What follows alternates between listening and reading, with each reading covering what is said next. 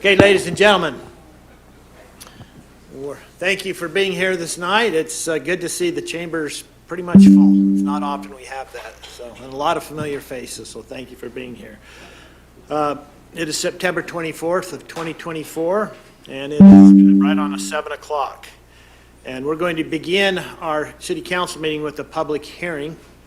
And we're here to receive public comment on the Jess and Claire Scott annexation, consisting of 1.504 acres and located at approximately 350 east and 620 south.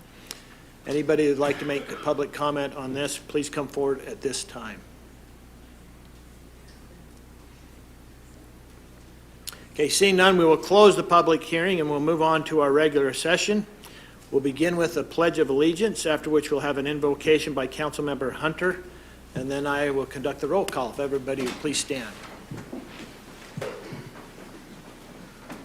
I pledge allegiance to the flag of the United States of America and to the republic for which it stands, one nation, under God, indivisible, with liberty and justice for all.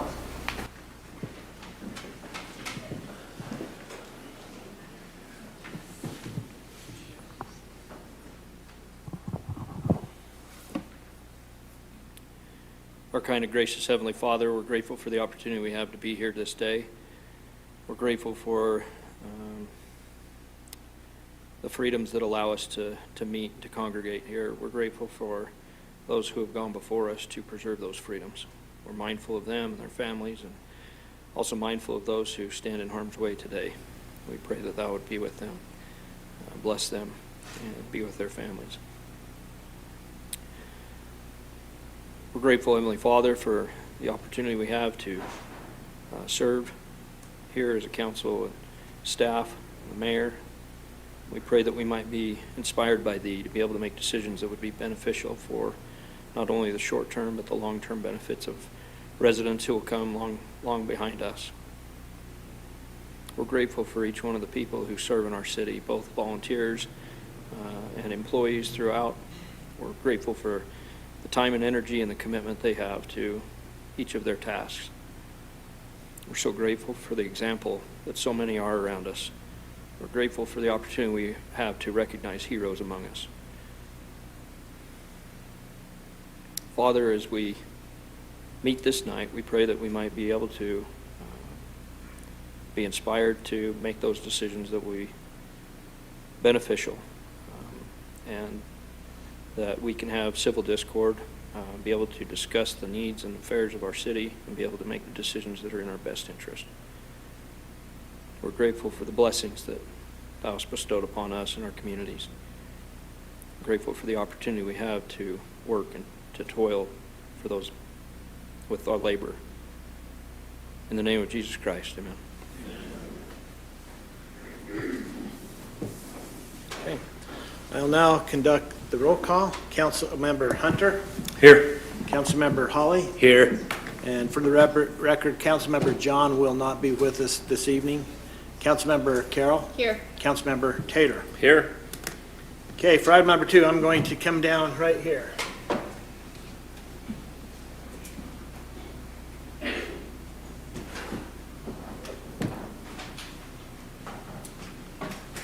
I'm going to ask if Sean Durfee, will you come forward?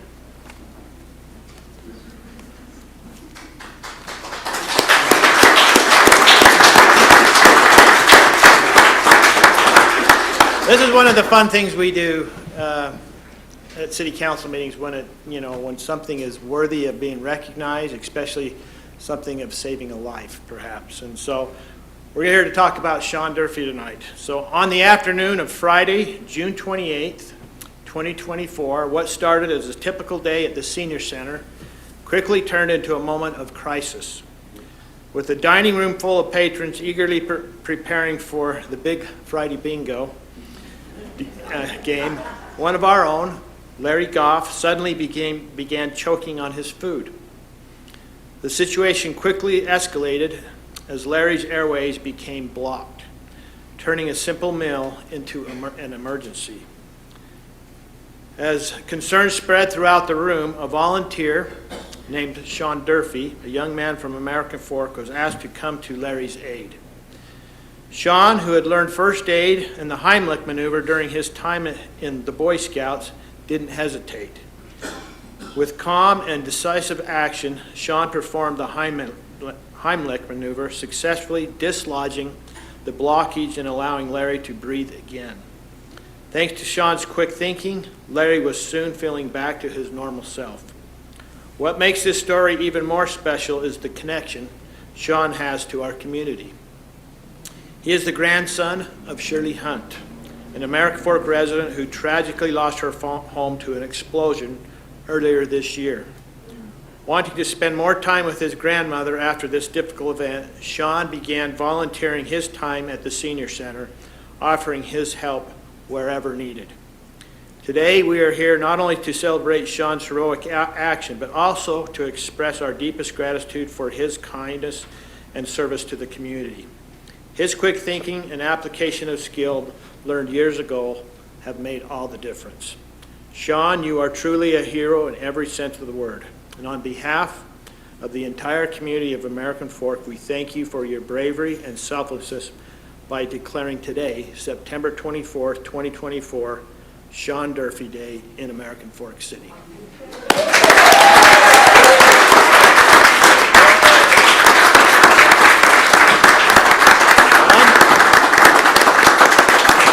We're going to take a picture.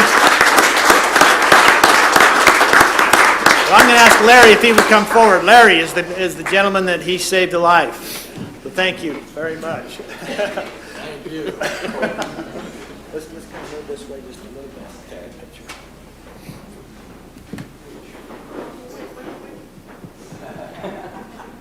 I'm doing two, but others can do it also.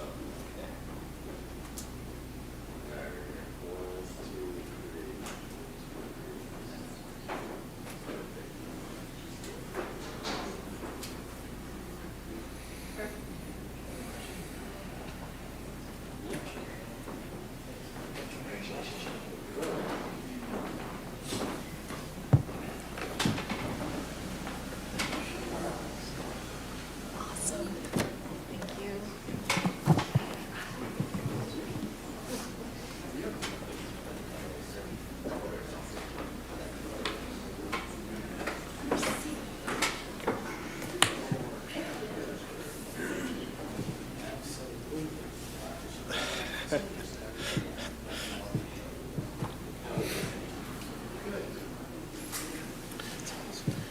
Okay, item number 3 is a moment of time that we set aside for public comment. Anybody that'd like to address the mayor, the city council, or senior staff, we'd invite you to come forward at this time. We'd ask you to hold your comments to about 2 minutes each. And we have an open mic.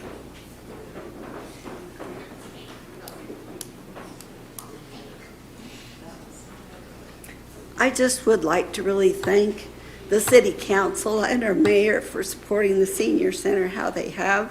There's a lot of people there who don't get food much, and several of them have said if we weren't giving out food, they wouldn't have enough to eat. And so we really appreciate your help and support there at the senior center. Thank you. Thank you.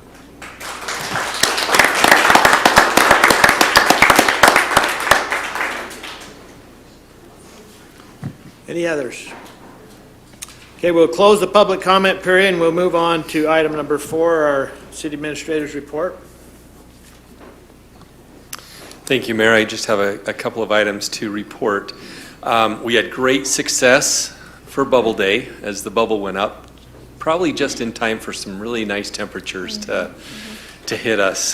So it might feel like a sauna inside the swimming pool area for a short while, but we will definitely enjoy it through the winter. Thank you to all of the staff members, all of the people who came to help put that bubble up. It's a big job. We had a couple of cities that came to watch us who were interested in a similar type bubble, and they were just amazed at how that all came together and all the people that worked so hard to put it up. So thank you again for that.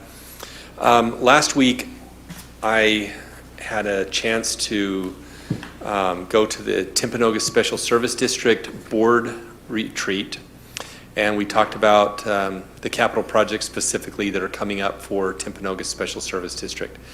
And I just wanted to report that within the next 10-year period, the district will be completing $1.36 billion worth of improvements.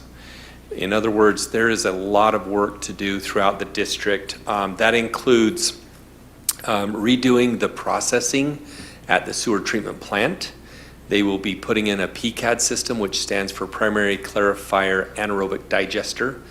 And what we will see is a little bit of a landscape change down at the sewer plant. There will be these egg-shaped digesters, and they will be very big and very noticeable.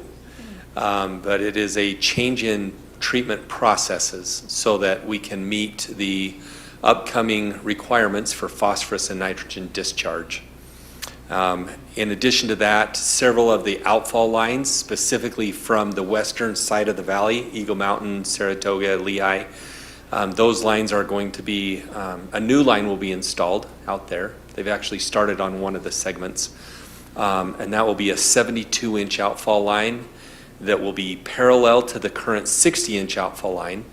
And after the 72's in place, they will go and replace the 60 with a 72.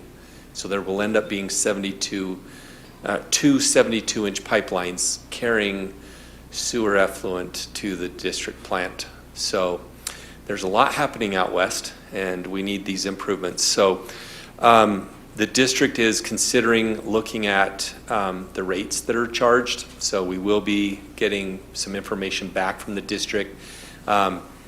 We would likely anticipate another rate increase. So just so that there's not a surprise, that's headed our way as well. Because to pay for $1.36 billion worth of improvements, it takes everybody pitching in a little bit more. So not the greatest news, but that's what happens with growth, and our construction projects are costing more at TSSD than originally anticipated. That is pretty standard across the board for all of the governmental entities. So just wanted to report on that, and that's all I have. Thank you. Okay, thank you. Questions, Mayor? Yeah. Questions?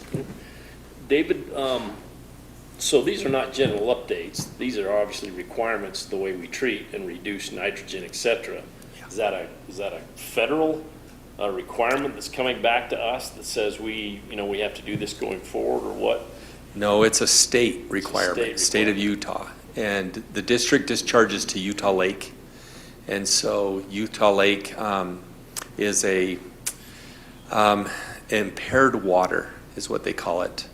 And so the intent is to do things to clean up Utah Lake. We did have a presentation at the board retreat regarding the algae blooms that are happening out there, and a report on what the phosphorus levels are in the lake since they've taken core samples all the way to the bottom. We can see what the nitrogen and phosphorus levels are since humans even came to the valley. And what we are noticing is that the phosphorus levels are higher in situ, meaning in the soil, in the sediment. It's higher there than what the treatment plants are actually discharging. So there's a question whether all of these efforts are really going to move the needle or not. And that is a big discussion with the state legislature. And By all means, let's spend the money if we don't know.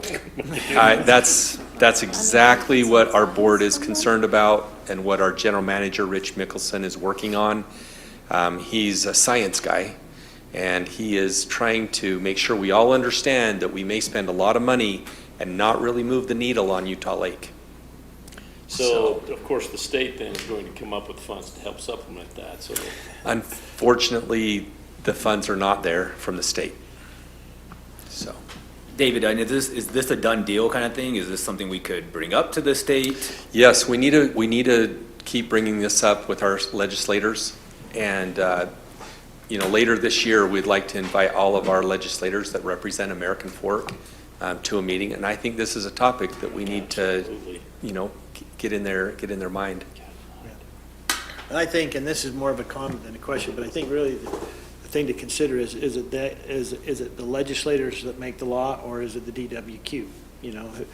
how do you move the needle legislative if you have scientists from the DWQ making up these rules?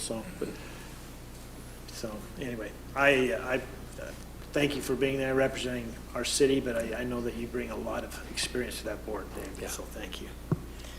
Okay, we'll now move on to our council reports. We'll start with Councilmember Hunter. Mayor, thank you. Just two quick thoughts.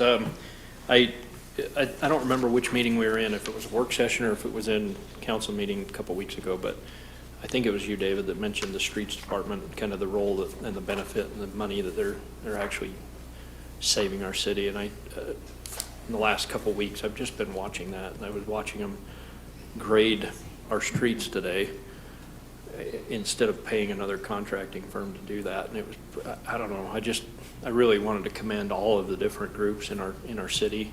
Part of my job, it lends me to be with a lot of municipalities, and I'm aware, I've got to be really careful, but I'm aware of another situation where a city kind of got into a bad scenario, and they literally tripled the cost of one of their projects, unbeknownst to them. And we're talking tens of millions of dollars. And I just want to commend our staff and these things are frustrating when we have them, but at the same time, I'm actually doing an analysis on some fire stations, for example. One of the projects we're doing, there's 12 of them that I was analyzing. And I look at how we arrived at our Station 5-2, and even the 3 that we're doing right now, it's impressive how we went about that process.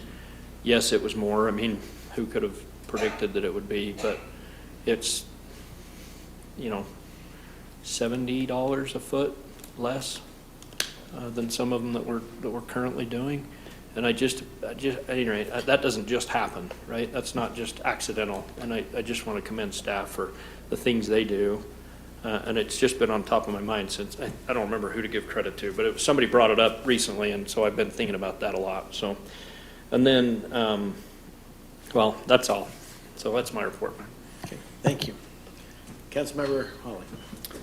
Mayor, I just have a couple of things to bring up, mostly from committee meetings or commission meetings that we've had recently. The beautification committee met last weekend. We're going to have one of our fall classes coming up on October 7th, and it's about holiday houseplants, so we invite everybody to come out to that. And also, I was tasked with investigating the snail crisis that we have in our city, and specifically where snails come from. So I did write it down, and I am going to be looking into where the snails come from in our city. It's Tim's job. That is my job, so I am looking into it. It was written down. It's on the public record now.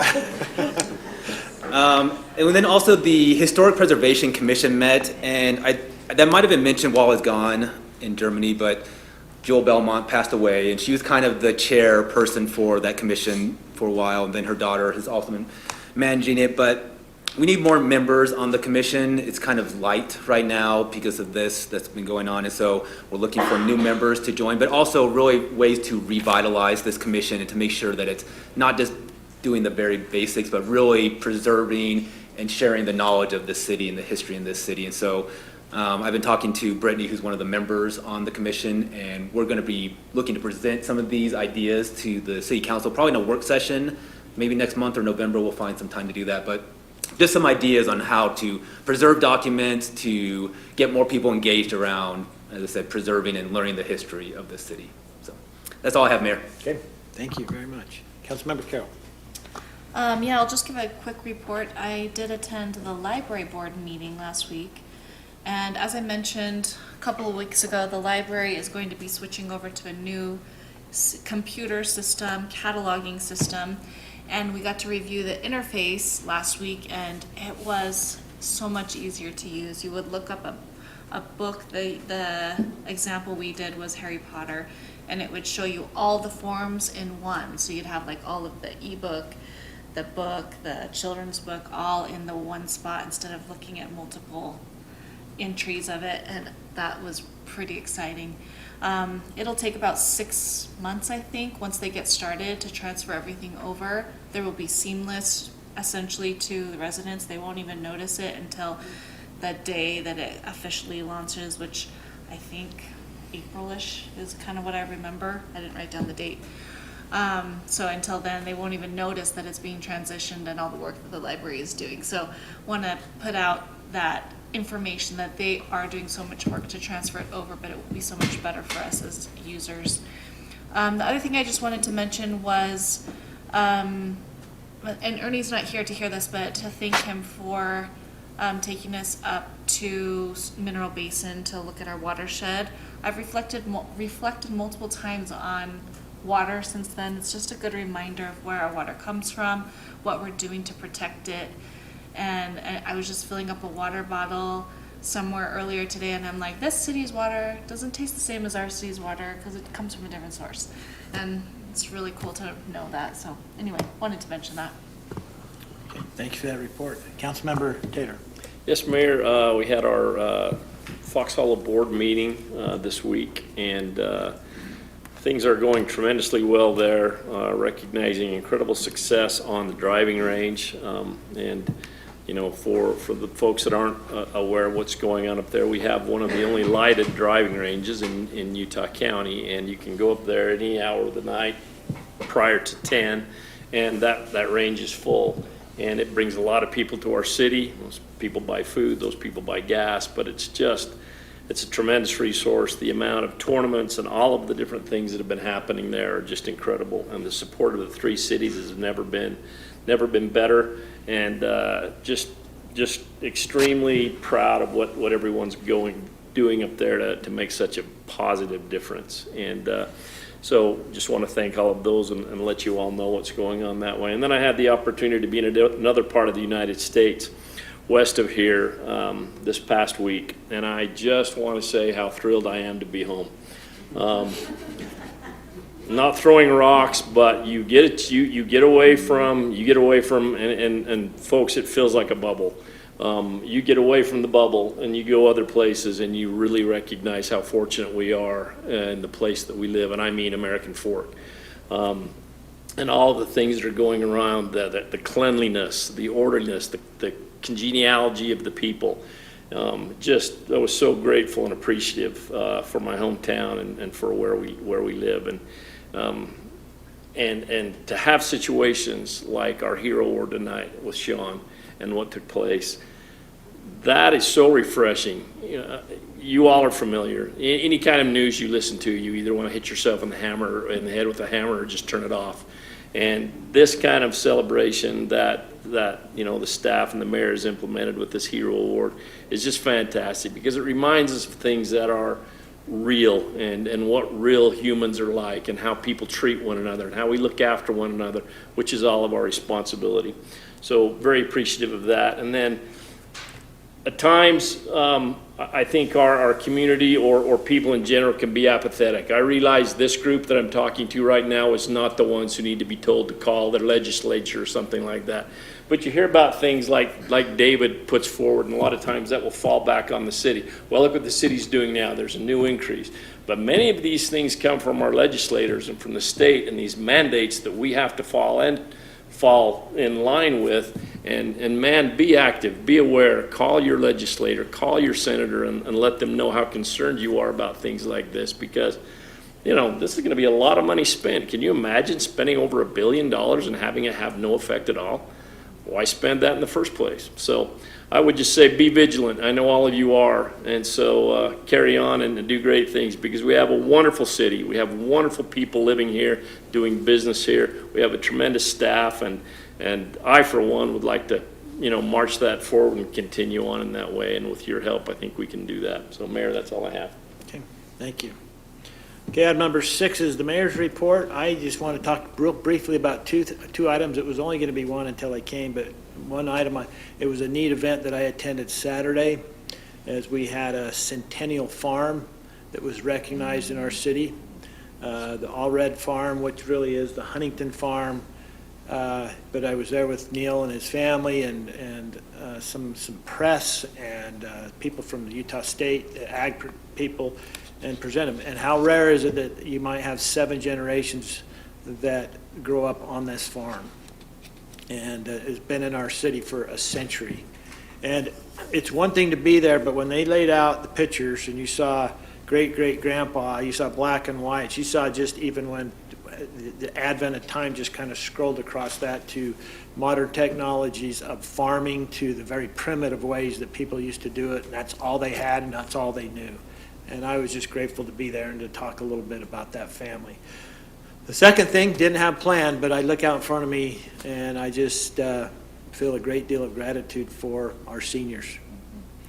Our board is here before us for the most part. We're going to add to the board later, but I appreciate what Janice had to say, but you know that you're loved in this city. We appreciate you. You have given so much. The very least we can do is try to give back in some way, whether that be a meal, whether that be sociality, bringing you together. I think my eyes were opened really big with COVID when things were limited and we had to do things very different. And I saw people coming just to get a meal, and that was the purpose of the day. And that could have been anybody, but for the seniors, it was extra special to see. And American Fork City is very committed to their seniors, for the facilities, to the programs, to helping out with staff members, to help our volunteers. Just know that you're loved and appreciated by everybody, and we owe it to you. We believe that. So thank you. Okay, with that being said, we'll now move on to the common consent agenda, consisting of the 4 items that are on that agenda. Is there any noted changes on the minutes, Stephanie, that you're aware of? Okay. Is there any questions council has? Mayor, I'd move approval of the common consent agenda. You have a motion by Councilmember Tater, Second. second by Councilmember Hunter. Any discussion on this motion? Okay, I'll call for a vote. Councilmember Carroll. Aye. Councilmember Tater. Aye. Councilmember Hawley. Aye. Councilmember Hunter. Aye. Okay, on to action items. Number 1 is a review and action on appointments to the following board and commission. That is Roger Ferris to serve on the Senior Center Board with term ending 2027. Roger, you here? There, I thought. Everybody see Roger wave? I'm not going to make you stand or come up or anything. Oh, That is Roger Ferris. We're not going to have him give his 10-minute speech? You know what? I didn't prep him for it, so Roger will, we'll let you. We'd like to hear about his move from the Lesser Fork to the Greater Fork here. So, anyway. Anybody, do I have a motion to approve Roger to serve with this great group of people? So moved, Mayor. Okay, I have a motion by Councilmember Tater, Second. second by Councilmember Hunter. Any discussion on this motion? Yeah, I'll call for a vote. Councilmember Hawley, Aye. Councilmember Hunter, Aye. Councilmember Tater, Aye. Councilmember Carroll. Aye. Okay, thank you, Roger, very much for your willingness to serve there. Okay, moving along, we have a review and action on a development agreement for bridges at Fox Hollow, located at approximately 350 East at 1080 North. Thank you for coming up to stand by. Is there any questions that we have for Patrick regarding this agreement? There's no changes from our original, correct? We've added a lot. Oh, A they've lot, added, one lot? they've added a lot? So I think 3 more lots going more in lots. place of the clubhouse. This just addresses future phasing and a couple other things, fencing, maintenance, just adjacent to the golf course. Just, if I could, Mayor, just to clarify, this agreement is different than what was brought before the council previously. Okay. This agreement touches upon some other issues that, as we were working forward through the project, working toward the phasing, some other issues popped up. This is a way to accomplish what the developer is trying to accomplish without violating our own ordinances. So this is something that was negotiated with the developer pretty closely in order for both sides to be able to move this forward in an efficient manner. So Mayor, I would move to approve the development agreement for bridges at Fox Hollow relating to maintenance and phasing plans and authorize the city to sign the documents. Okay, have a Second. motion by Councilmember Tater, second by Councilmember Hunter. Any discussion on this motion? Okay, I'll call for a vote. Councilmember Carroll, Aye. Councilmember Hawley, Aye. Councilmember Hunter, Aye. Councilmember Tater. Aye. Okay, item number 3 is a review and action on a proposed use for specialty school known as Rad Lab Studios located at 1349 South, 500 East, number 243 in the P1 zones. Patrick, why don't you give us a little overview on this? Thanks, Mayor. So you, as council, are probably familiar with this section of code because we've had a few of them come through over the last while, but within our allowed uses, there is one of the items that calls out other uses determined by the city council to be similar use, specifically permitted in the zone, and it's about harmonization with the zone. And so the applicant had applied for a business license in one of our office warehouse units down in the PI1 zone.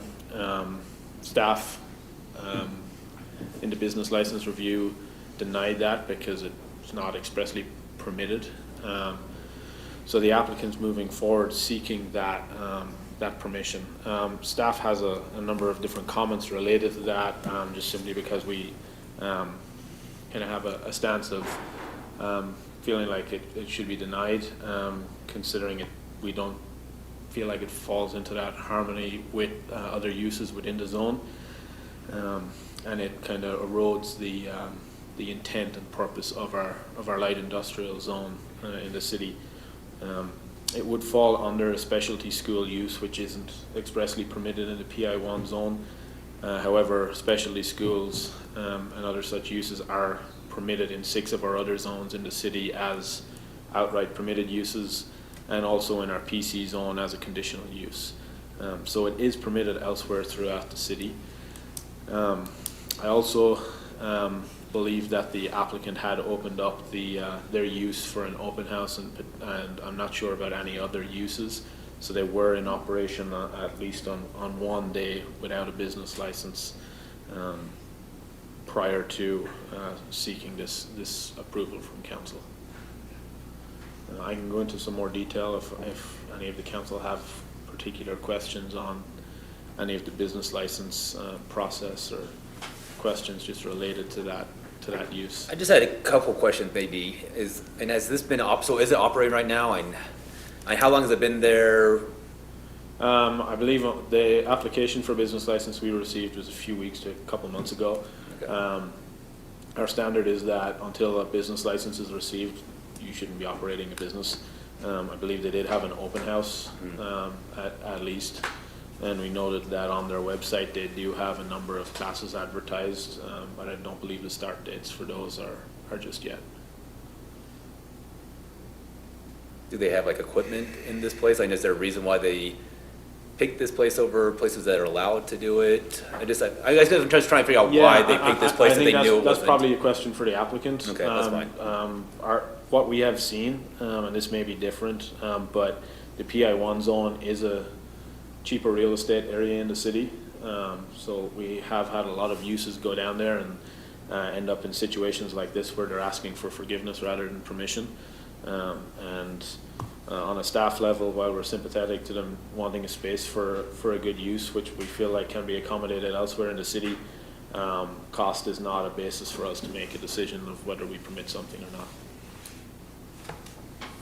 Mayor, if I could, that was one of my questions, is if we were to make a decision on here, and I was going to actually quote the line that you mentioned, it's in the packet from the Planning Commission meeting, but it talks about, sorry, I'm scrolling back up.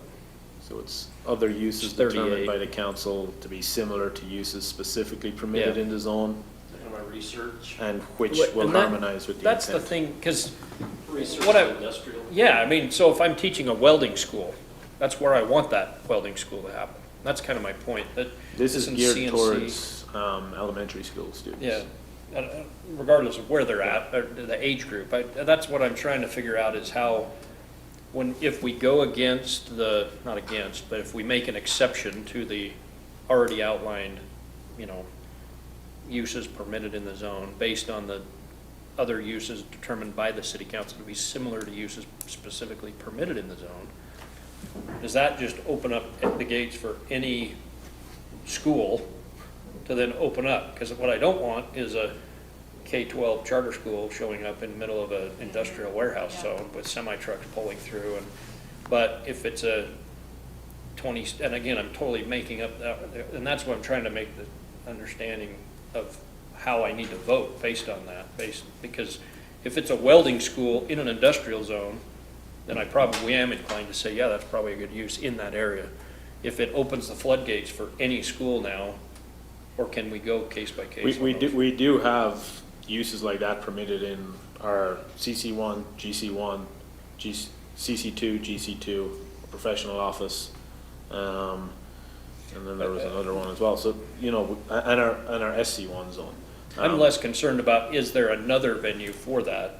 Because I'm making the decision, at least for me, trying to make the decision based on, is that an appropriate place for that type of use? And that was kind of my question, is why did they pick this place? Because they have all this equipment, they're talking about these, I don't know what all this stuff is. CNC and- These CNCs, these 3D printers, these drills and soldering irons. So that's why I was wondering if they picked this place because it's a good place to have it for this type of school versus, Sure. because it's not just an elementary school where they're The painting the stuff. actual type of the building we do have in some of our other zones as well.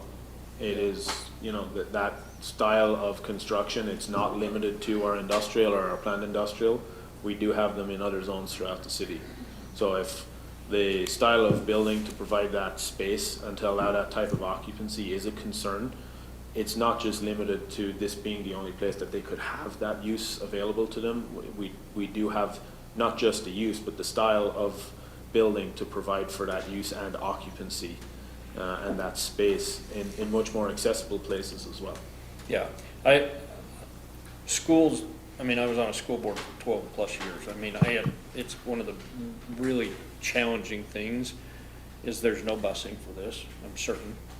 There's the pickup and drop off, and I've lived that life. In a charter school, that's a huge issue. I don't know how this was structured, I didn't get that far, but that to me is as much a concern as the use, it's a school. Because to me, if it's the right thing, but then I'd be looking at, okay, do we have the parking need? Are we meeting those needs? Are we getting, and I know that's a super fine line to call it And a that would be school. something that if you did permit would come at a later point and may not necessarily, there may not be sufficient parking there for a school type of use, because it was permitted as a Right. tilt-up, Yeah. office warehouse, and it's got it's a, certain number of stalls per Exactly. 1,000 square feet, and the school requirement is significantly higher, where it's built out with the intention of office warehouse, the ability to park it may not be there, while the use may be something that could be acceptable. Could be allowed, but then how do you? But then in the other zones, they do have a higher parking requirement, just because the uses are very different and there's a less intensity to those uses in the PI1 zone, so that the other zones have the ability to absorb some of that, especially with a less intense use potentially in some of these other zones, that they can offset some of that parking, but it's generally between building owners if there's multiple units involved and how they structure all of that, which you're aware of how they handle Yeah. that. It gets complicated. And that's, I still don't know that I have that answer, because I just, and frankly, does this fall under a actual school? Because I don't think we can limit it. If it's an actual school, To me, it seems like. I don't think you. It's neither charter or It's- public. it's- yeah, just like it's classes. It's like a tech class you would come. But it's not an act, It's, because it's a I believe state, it's a STEM type of. It is a use, STEM. But but it's a hobby. Just like I don't School. believe this This falls is under not- the definition of school under the state code. Okay, that's what I'm worried about, because I don't know that we can even have this discussion if that's the case. You're absolutely correct. Okay. So in my opinion, this is a cool idea. It's really cool, and kids would benefit a great deal from being involved in this, and it would be cool if it were in our city. But we have several places that can go. I don't want to make an exception because I don't want to keep doing this every meeting, because more and more of this will come. I think there's places they can go to be able to take advantage of that. I think it's a great idea. I just don't think it's an approved use, and I understand the research and the industrial, because they have industrial equipment in there, and then they're teaching children, but I just think that's a stretch. And I want them to succeed, I want them to be here, but to me, we're just stretching to make this work, and I just don't think I don't think we should do that. Yeah. I think one of my biggest concerns is how they interact with neighbors. I mean, you have literally right next door, you're gonna have, are they gonna just drop off? Is it gonna be 5 o'clock, here comes 20 cars, disrupting how another business operates?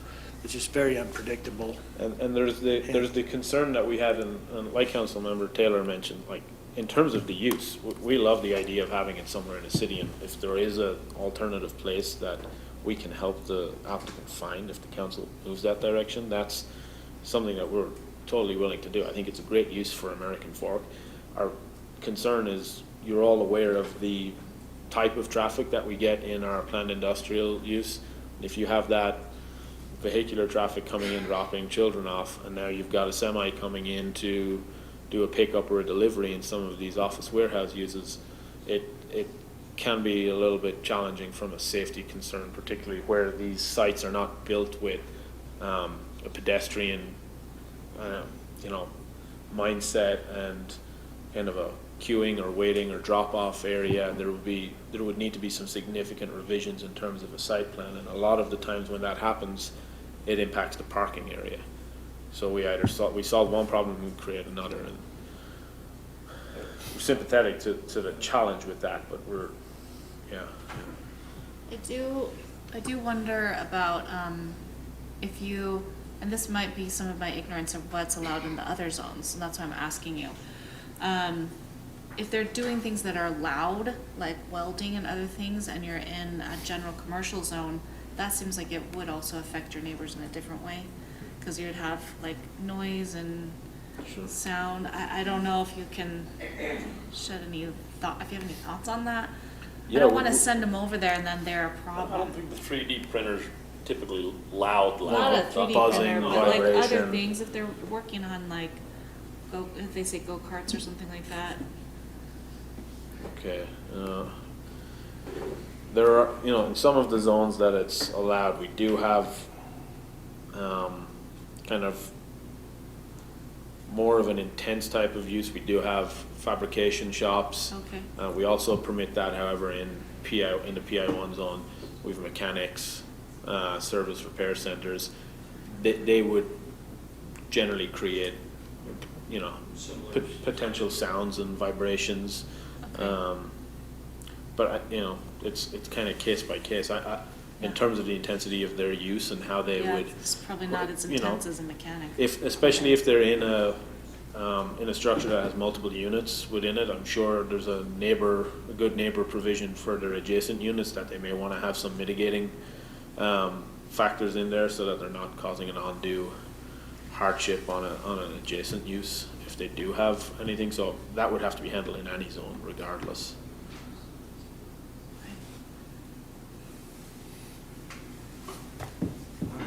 Good discussion. Is somebody willing to kind of step forward with the motion and see where this goes? Well, I'll just go off the way I feel, and then you guys can shoot this down if you like, but I move to deny the proposed use for a specialty school known as Rad Lab Studios, located at 1349 South, 500 East, number 243 in the planned industrial zone, with sincere hope that they can find another spot in the city to be able to do it. I don't know if you make that important motion. I have a motion by Councilmember Taylor.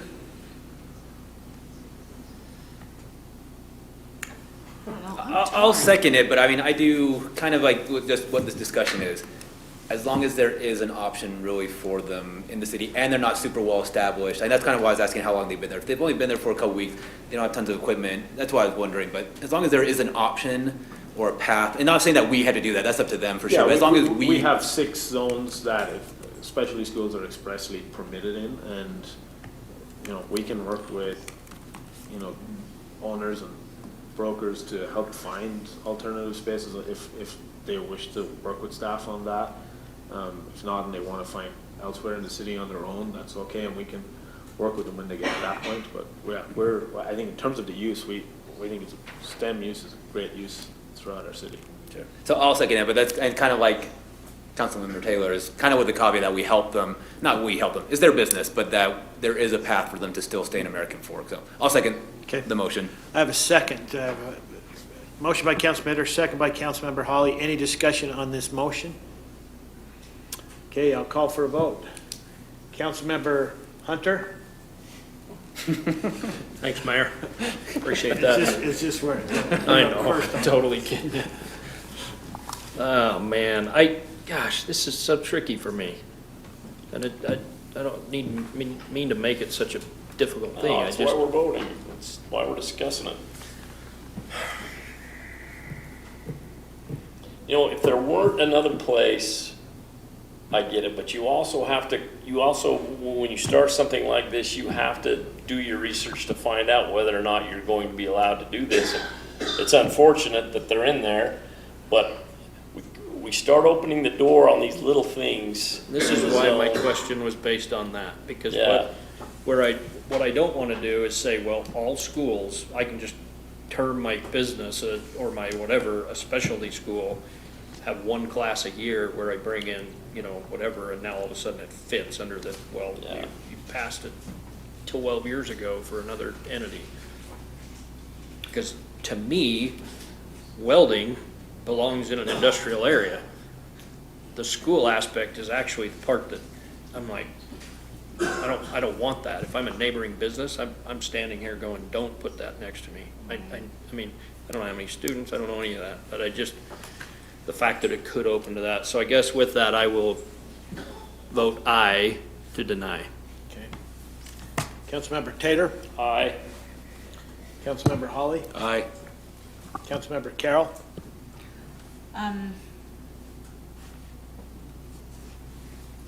I'm also gonna vote aye.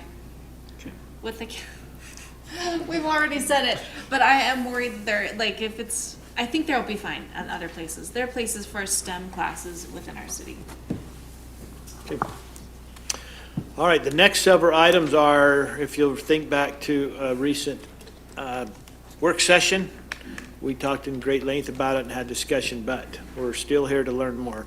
Number 4 is a review and action on an ordinance approving a code text amendment known as General Provisions of the American Fork City Municipal Code, amending section 17.1. The code text amendment plans to update the designation of land use authority and appeal authority. Thank you for coming, everybody. Can't imagine you wanting to leave.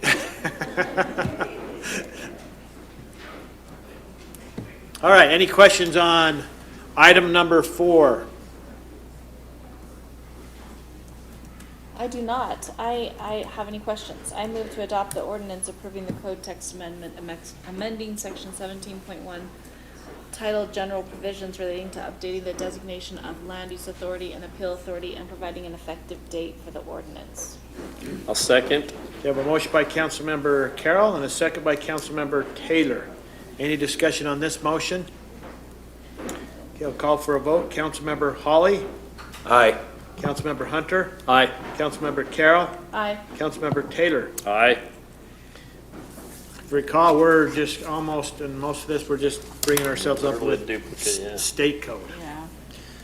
Item number 5 is review and action on an ordinance approving a code text amendment known as Municipal Planning Organizations of the American Fork City Municipal Code, amending section 17.2. The code text amendment plans to update the procedures for municipal planning organization. Mayor, I would move to adopt the ordinance approving a code text amendment amending section 17.2 titled Municipal Planning Organization relating to updating the procedures for your municipal planning organization and providing an effective date for the ordinance. Okay, I have a motion by Councilmember Taylor, Second. second by Councilmember Holly. Any discussion on this motion?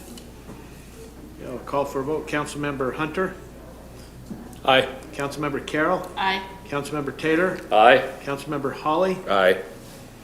Item number 6 is a review and action on an ordinance approving a code text amendment known as Large Scale Development Overlay Zone of the American Fork City Municipal Code, amending section 17.7. The code text amendment plans to amend the approval procedures for the large scale overlay zone.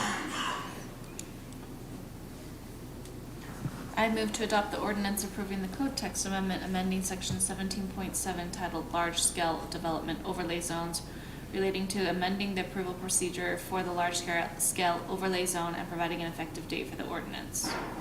Okay, we have a motion by Councilmember Carroll, Second. second by Councilmember Holly. Any discussion on this motion? Okay, I'll call for a vote. Councilmember Hunter, Aye. Councilmember Carroll, Aye. Councilmember Holly, Aye. Councilmember Taylor. Aye.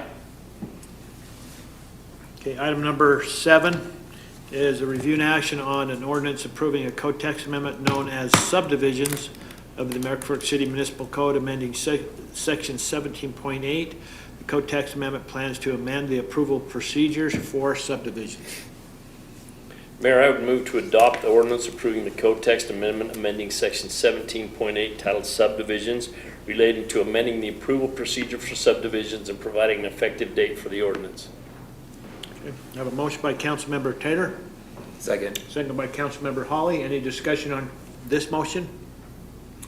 I'll call for a vote. Councilmember Carroll, Aye. Councilmember Taylor, Aye. Councilmember Hunter, Aye. Councilmember Holly. Aye. Item number 8, review and action on an agreement with Condi Construction Company for the reconstruction project at the American Fork Boat Harbor. Derek is here to answer any questions, or if you want information that is in the packet, or you want more. This is a good thing for American Fork City. I'm personally so pumped about this. Yeah, totally. You know, this is awesome. I think it's cool that the grant funding is paying for, and well, it says grant funding is more, or no, I don't know, grant funding is paying for millions of dollars of this, so Yeah. I think that's awesome. Anytime, we talked about this so many times we get grant funding for these big projects is awesome, so thank you for whoever put in the work to get this grant funding done for this. No, Everybody, the city staff, anybody It has can do just that. been, hey, let's have this one, it has a matching, we'll find the match over here, and then we get here. And it's you guys just keeping a real vigilant effort on finding money through different agencies, and Three this different agencies we're pulling from for this, yeah. this will bring up American Fork Boat Harbor to latest, greatest standards, and it'll be a destination place people will want to go to. Yeah, it's pretty run down, there's no doubt about And it. after we can get the sewer thing to work and make the water nice like that, we can have everything working together. Mayor, I would move to approve the agreement and have you sign and notice to proceed with the Condi construction fit for the reconstruction of the American Fork Boat Harbor.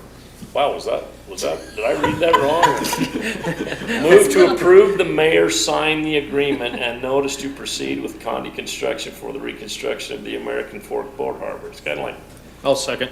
Department Redundancy Department. I have a motion by Councilmember Taylor, second by Councilmember Hunter. Any discussion on this motion? I'll call for a vote. Councilmember Carroll, Aye. Councilmember Taylor, Aye. Councilmember Holly, Aye. Councilmember Hunter. Aye. Thank you, Derek. Number 9 is a review and action on a resolution approving an interlocal cooperative agreement between Utah County, American Fork City, Alpine City, Cedar Hill City, Highland City, and Lehigh City for the administration of the 2024 new school district election. Mayor, if I could, if council is inclined to approve this resolution, I would just ask that it be approved, subject to potential minor changes to the exhibits. They are off, I believe, by a few cents, that we're still trying to work through that. They were estimates, so I think it's okay anyway, but just a clarification, so we don't have to bring it back. I have a couple, maybe they're dumb questions, but this is an agreement for the funding of the election for this, so this is separate, so this is why we're doing it with Utah County, right? And then is Draper City involved with this? Because I saw in the agenda item in the background that Draper's not, but then in the motion they are.